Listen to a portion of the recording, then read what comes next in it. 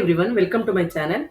ಹೊಸದಾಗಿ ಯಾರೆಲ್ಲ ನನ್ನ ಚಾನೆಲ್ನ ನೋಡ್ತಾ ಇದ್ದೀರಾ ಅವರೆಲ್ಲ ಪ್ಲೀಸ್ ಸಬ್ಸ್ಕ್ರೈಬ್ ಮಾಡ್ಕೊಂಡು ನೋಡಿ. ಹಾಗೆ ಯಾರೆಲ್ಲ ಸಬ್ಸ್ಕ್ರೈಬ್ ಮಾಡ್ಕೊಂಡು ನೋಡ್ತಾ ಇದ್ದೀರಾ ಅವರಿಗೆಲ್ಲ ತುಂಬಾನೇ ಥ್ಯಾಂಕ್ಸ್ ಹೇಳೋಕ್ಕೆ ಇಷ್ಟಪಡ್ತೀನಿ. ತುಂಬಾನೇ ಲಾಂಗ್ ಗ್ಯಾಪ್ ಆದಮೇಲೆ ಇವಾಗ ನಾನು ವ್ಲಾಗ್ ಮಾಡೋದಕ್ಕೆ ಅಂತ ಸ್ಟಾರ್ಟ್ ಮಾಡ್ಕೊಂಡಿದ್ದೀನಿ. ಯಾಕೆಂದರೆ ಮಕ್ಕಳಿಗೂ ಟೆಸ್ಟ್ ನಡೀತಾ ಇತ್ತು. ಹಾಗೆ ಎಲ್ಲ ಊರುಗಳಲ್ಲೂ ಊರ ಹಬ್ಬಗಳು ನಡೀತಾ ಇರೋದ್ರಿಂದ ಸ್ವಲ್ಪ ಬ್ಯುಸಿನ ಆಗಿರೋದ್ರಿಂದ ವ್ಲಾಗ್ನ ಮಾಡೋದಕ್ಕೆ ಅಂತ ಆಗಿರಲಿಲ್ಲ. ಸ್ವಲ್ಪ ಈಗ ವೀಡಿಯೋಗಳನ್ನೆಲ್ಲ ಮಾಡಿಕೊಂಡು ಈಗ ಸ್ವಲ್ಪ ಫ್ರೀ ಮಾಡಿಕೊಂಡು ವ್ಲಾಗ್ ಮಾಡೋದಕ್ಕೆ ಸ್ಟಾರ್ಟ್ ಮಾಡ್ಕೊಂಡಿದ್ದೀನಿ. ಇವಾಗ ನಾವು ಮಾಡ್ತಾ ಇರೋ ವಿಡಿಯೋದಲ್ಲಿ ಇವತ್ತು ವ್ಲಾಗ್‌ನ ನಾನು ತೋರಿಸ್ತಾ ಇರೋದು ವಿಶ್ವದಲ್ಲೇ ಅತಿ ಎತ್ತರವಾದ ಆಂಜನೇಯ ಸ್ವಾಮಿ ದೇವಸ್ಥಾನ ಇರುವಂಥದ್ದು ನಮ್ಮೂರಲ್ಲೇ ಅಂತ ಹೇಳೋದಕ್ಕೆ ನನಗೆ ತುಂಬಾನೇ ಹೆಮ್ಮೆ ಅಂತ ಅನ್ಸುತ್ತೆ. ಇವತ್ತು ಆ ದೇವಸ್ಥಾನಕ್ಕೆ ಹೋಗೋಣ ಅಂತ ಹೊರಟಿದ್ದೀವಿ. ಅಲ್ಲಿ ಯಾವ್ಯಾವ ಥರ ಇದೆ ನಿಮಗೂ ಕೂಡ ತೋರಿಸ್ತೀನಿ. ಹಾಗೆ ನಾವಿದು 2ನೇ ಸಲ ಈ ದೇವಸ್ಥಾನಕ್ಕೆ ನಾವು ಹೋಗ್ತಾ ಇರೋದು. ನಾವು ಈಗ 1.5 ವರ್ಷದ ಹಿಂದೆ ಕೂಡ ಈ ದೇವಸ್ಥಾನಕ್ಕೆ ಬಂದಿದ್ವಿ. ಅವಾಗ ಇನ್ನು ದೇವಸ್ಥಾನದ ಕೆಲಸ ನಡೀತಾನೆ ಇತ್ತು, ಕಂಪ್ಲೀಟ್ ಆಗಿರಲಿಲ್ಲ ಕನ್ಸ್ಟ್ರಕ್ಷನ್ ಫುಲ್ಲು. ನಂದು ನನ್ನ ಹಸ್ಬೆಂಡ್ದು ಇಬ್ಬರದು ಕೂಡ ನಾಗಮಂಗಲದ ಹತ್ರ ಊರು. ನಾವು ಈ ಕಡೆ ತುಂಬಾ ಸಲನೇ ಬಂದಿದ್ದೀವಿ.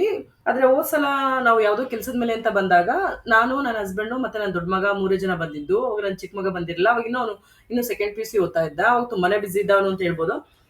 ಹಾಗಾಗಿ ಅವ್ನು ಬಂದಿರಲಿಲ್ಲ.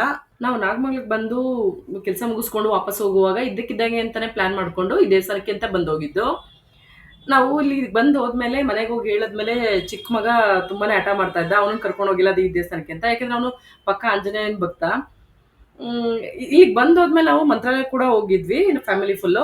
ಅಲ್ಲಿ ಮಂತ್ರಾಲಯದಲ್ಲಿ ಇರುವಂಥ ದೊಡ್ಡ ಆಂಜನೇಯ ದೇವಸ್ಥಾನಕ್ಕೆ ಕೂಡ ಅವನಿಗೆ ಕರ್ಕೊಂಡು ಹೋಗಿದ್ವಿ. ಆದರೂ ಅವನಿಗೆ ಸಮಾಧಾನ ಆಗಿರಲಿಲ್ಲ. ಇಲ್ಲಿ ಪಂಚಮುಖಿ ಆಂಜನೇಯ ದೇವಸ್ಥಾನಕ್ಕೆ ಕರ್ಕೊಂಡು ಹೋಗ್ಬೇಕು ಅನ್ನೋದು ಅವನಿಗೆ ಆಸೆ ಆಗಿತ್ತು. ಹೋದ ಸಲ ತಗೊಂಬಂದಿರುವಂಥ ಫೋಟೋಸ್ನೆಲ್ಲ ನೋಡಿ ಅವ್ನು ತುಂಬಾನೇ ಆಸೆ ಪಟ್ಟಿದ್ದ ಅಲ್ಲಿಗೆ ಹೋಗ್ಬೇಕು ಅಂತ. ಹಾಗಾಗಿ ಈ ಸಲ ನಾವು ಊರಿಗೆ ಹೋಗೋ ಪ್ಲಾನ್ ಇದ್ದಿದ್ರಿಂದ ಅದ್ರ ಮಧ್ಯ ಕೂಡ ನಾವು ಸ್ವಲ್ಪ ಟೈಮ್ ಫ್ರೀ ಮಾಡಿಕೊಂಡು ಆಂಜನೇಯ ದೇವಸ್ಥಾನಕ್ಕೆ ಹೋಗ್ಬಿಟ್ಟು ಹೋಗೋಣ ಅಂತ ಫ್ರೀ ಮಾಡ್ಕೊಂಡ್ವಿ. ಯಾಕೆಂದರೆ ಈಗ ಟೈಮ್ ಯಾಕೆ ಅಡ್ಜಸ್ಟ್ ಮಾಡ್ಕೊಂಡು ಫ್ರೀ ಮಾಡ್ಕೊಂಡ್ವಿ ಅಂತ ಹೇಳ್ತಾ ಇದ್ದೀನಿ ಅಂದರೆ, ಮಕ್ಳು ಕಾಲೇಜ್ ಇತ್ತು. ನಾವು ಹೋಗಿದ್ದು ಫ್ರೈಡೇ. ಕಾಲೇಜ್ ಮುಗಿಸ್ಕೊಂಡು ಹಾಗೆ ಮಕ್ಳನ್ನ ಪಿಕ್ ಮಾಡ್ಕೊಂಡು ಹಾಗೆ ಹೋಗೋಣ ಅಂತ ಹೊರಟಿದ್ದು.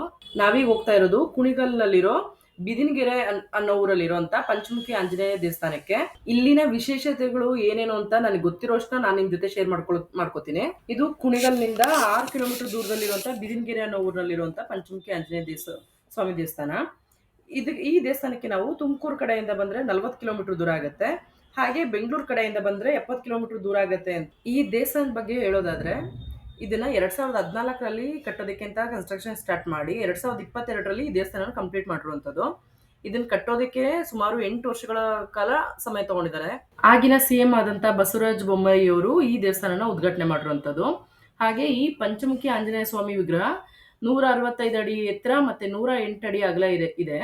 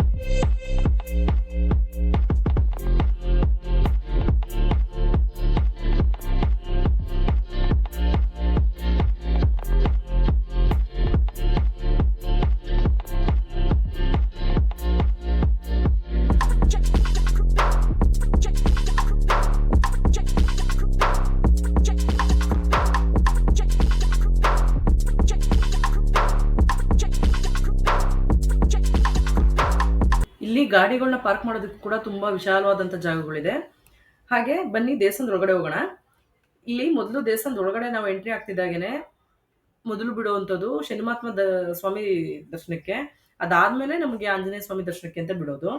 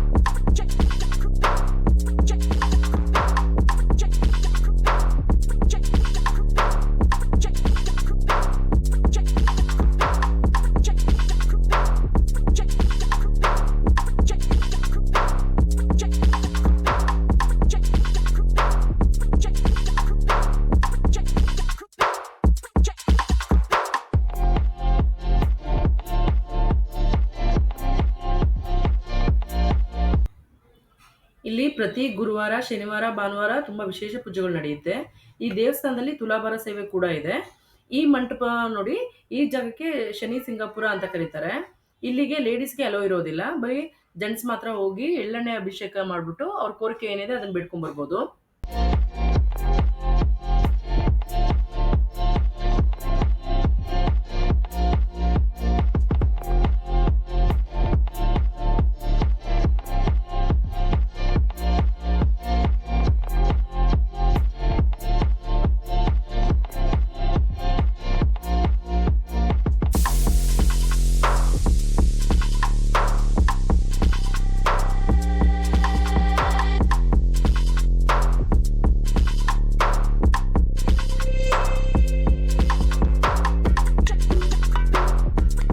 ಈ ಕಡೆ ನೋಡ್ತಾ ಇರೋದು ಯಾಗ ಮಂಟಪ. ಇಲ್ಲಿ ನಮ್ಗಿರುವಂತ ತೊಂದರೆಗಳಿಗೆ ಅಥವಾ ನಮ್ಗಿರುವಂತ ದೋಷಗಳಿಗೆ ಅವ್ರು ಹೇಳುವಂತ ಯಾಗಗಳನ್ನ ಮಾಡಿಸುವಂತ ಜಾಗ ಇದು. ಇಲ್ಲಿ ತುಂಬಾನೇ ಯಾಗಗಳು ನಡೀತಾ ಇರತ್ತೆ.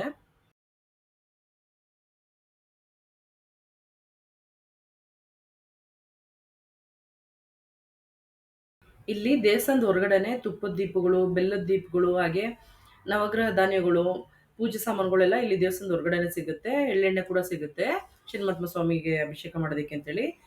ಅವ್ರವ್ರ ಇಚ್ಛೆ ಅವ್ರು ಏನ್ ಬೇಕೋ ಅದನ್ನ ತಗೊಂಡು ದೇವಸ್ಥಾನದ ಒಳಗಡೆ ಎಂಟ್ರಿ ಆಗುವಂಥದ್ದು.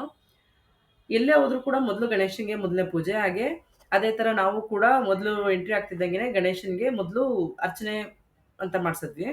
ಈ ದೇವಸ್ಥಾನದಲ್ಲಿ ನವಗ್ರಹಗಳಿಗೆ ಅಂತಾನೆ ಸಪ್ರೇಟ್ ಗುಡಿಗಳಿದೆ. ಪ್ರತಿಯೊಂದು ನವಗ್ರಹಗಳಿಗೂ ಕೂಡ ನಮ್ಮ ಕೈಯಿಂದಾನೇ ನವಧಾನ್ಯನ ಪಾದಕ್ಕೆ ಇಡಿಸ್ಬಿಟ್ಟು ಪೂಜೆ ಮಾಡಿಸ್ತಾರೆ. ಇದು ಇಲ್ಲಿನ ವಿಶೇಷ. ಇದು ನೋಡಿ ನಮಗೂ ತುಂಬಾನೇ ಖುಷಿ ಅಂತ ಅನಿಸ್ತು. ಹಾಗೆ ಆ ಗುಡಿ ಪಕ್ಕದಲ್ಲೇನೆ ಆ ನವಗ್ರಹಗಳ ಮಂತ್ರಗಳನ್ನು ಕೂಡ ಹಾಕಿದ್ದಾರೆ. ಅದನ್ನು ಕೂಡ ನಾವು ಪ್ರತಿಯೊಂದು ನವಗ್ರಹದ ಮಂತ್ರ ಕೂಡ ಓದ್ಕೊಂಡು ಹೋದ್ವಿ.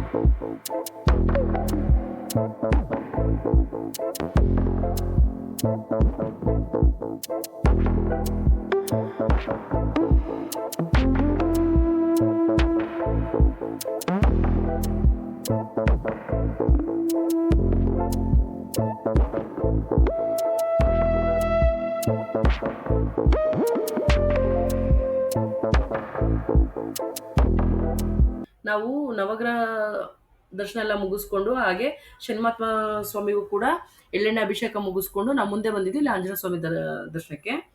ಇಲ್ಲಿ ಶುಕ್ರವಾರ ಆಗಿರೋದ್ರಿಂದ ತುಂಬಾ ಜನ ಬೆಲ್ಲದ ಆರತಿ ಮಾಡ್ತಾ ಇದ್ರು. ಹಾಗೆ ಇಲ್ಲಿ ಆಂಜನೇಯನ ವಿಗ್ರಹಗಳು ತಾಯ್ತಗಳನ್ನ ಕೂಡ ಕಟ್ಟಿಸ್ಕೊಳ್ಳೋರು, ಕೈಗೆ ಕತ್ತಿಗೆ ಕೂಡ ಕಟ್ಟಿಸ್ಕೊತಾ ಇದ್ರು. ಇದನ್ನು ಇಲ್ಲೂ ಕೂಡ ನಾವು ಪೂಜೆ ಎಲ್ಲ ಮುಗಿಸ್ಕೊಂಡು ಇಲ್ಲೇ ದಾಸಪ್ಪರು ನಾಮ ಕೂಡ ಹಾಕ್ತಾರೆ, ಅದನ್ನು ಕೂಡ ಹಾಕಿಸ್ಕೊಂಡು ನಾವು ದರ್ಶನ ಪೂಜೆ ಎಲ್ಲ ಮುಗಿಸ್ಕೊಂಡು ಆಚೆ ಬಂದ್ವಿ. ಇಲ್ಲಿ ದೇವಸ್ಥಾನದಿಂದ ಆಚೆ ಬರ್ತಿದ್ದಂಗೆನೆ ಮೇಲ್ಗಡೆ ಉದ್ದಾಂಜನೇಯನ ನೋಡೋದಕ್ಕೆ ಅಂತ ಅಂದ್ಬಿಟ್ಟು ಎಂಟ್ರಿ ಚಾರ್ಜಸ್ ಇರುತ್ತೆ. ಇಲ್ಲಿ ಎಂಟ್ರಿ ಟಿಕೆಟ್ ತಗೊಂಡು 20 ರೂಪಾಯಿ ಇರುತ್ತೆ. ಅದನ್ನ ತಗೊಂಡು ಆಮೇಲೆ ನಾವು ಮೇಲೆ ಹೋಗ್ಬೇಕು.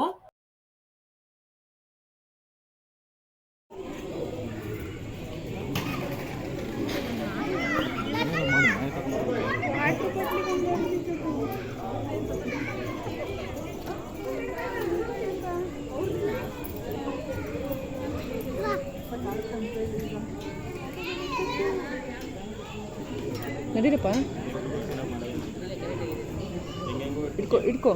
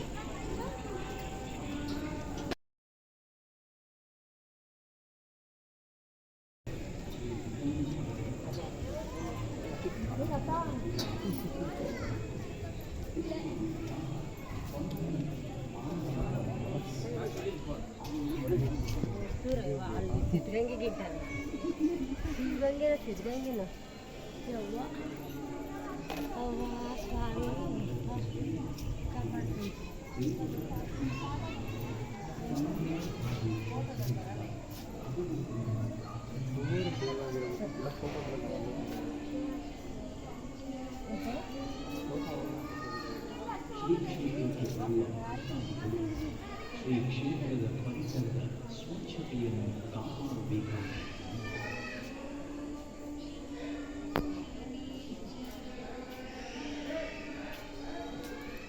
ಎಲ್ಲ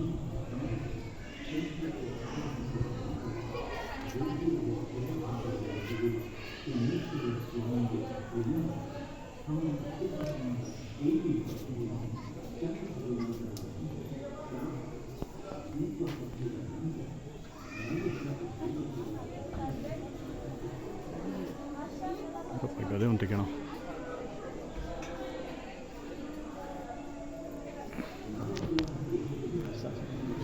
ನಾವು ಮೇಲ್ಗಡೆ ಬಂದು ಆಂಜನೇಯ ಸ್ವಾಮಿ ಪಾದಕ್ಕೆ ನಮಸ್ಕಾರ ಮಾಡಿಕೊಂಡು ಇಲ್ಲಿ ಸ್ವಲ್ಪ ಹೊತ್ತು ಕೂತು ನಾವಿಲ್ಲಿ ದರ್ಶನ ಎಲ್ಲ ಮುಗಿಸೋಷ್ಟೊತ್ತಿಗೆ ಕತ್ಲೆ ಆಗ್ಬಿಡ್ತು. ಇದೊಂಥರ ಇಲ್ಲಿ ದರ್ಶನ ಮಾಡಿದೊಂಥರ ತುಂಬ ಖುಷಿ ಅಂತ ಅನಿಸ್ತು. ಅದರಲ್ಲೂ ನನ್ನ ಚಿಕ್ಕಮಗು ತುಂಬಾ ಖುಷಿ ಅಂತ ಆಯಿತು. ಈ ವಿಡಿಯೋ ಏನಾದರೂ ನಿಮ್ಗೆ ಇಷ್ಟ ಆಗಿದ್ರೆ ಪ್ಲೀಸ್ ಲೈಕ್ ಮಾಡಿ, ಹಾಗೆ ಸಬ್ಸ್ಕ್ರೈಬ್ ಮಾಡ್ಕೊಂಡು ನೋಡಿ. ಹಾಗೆ ನಿಮ್ಮ ಫ್ರೆಂಡ್ಸು ಫ್ಯಾಮಿಲಿ ಮೆಂಬರ್ಸ್ಗೂ ಕೂಡ ಶೇರ್ ಮಾಡಿ. ಪ್ಲೀಸ್ ಸಪೋರ್ಟ್ ಮಾಡಿ.